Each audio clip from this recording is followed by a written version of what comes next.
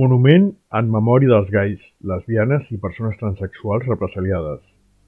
Parc de la Ciutadella. Text. En memòria dels gais, les lesbianes i les persones transsexuals que han patit persecució i repressió al llarg de la història. Barcelona, 2011. Monument inaugurat el 21 de març de 2011 al Parc de la Ciutadella.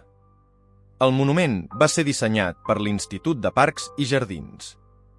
Té forma de triangle invertit realitzat en pedra de Montjuïc, instal·lat sobre un parterre dels Jardins Fontserè i Mestre, al Parc de la Ciutadella. La forma triangular envoltada per una franja metàl·lica rosa mesura 2 per 3 metres. El triangle era originalment el símbol amb el que eren assenyalades les persones del col·lectiu homosexual als camps d'extermini nazis i adoptat per aquest col·lectiu com a símbol reivindicatiu.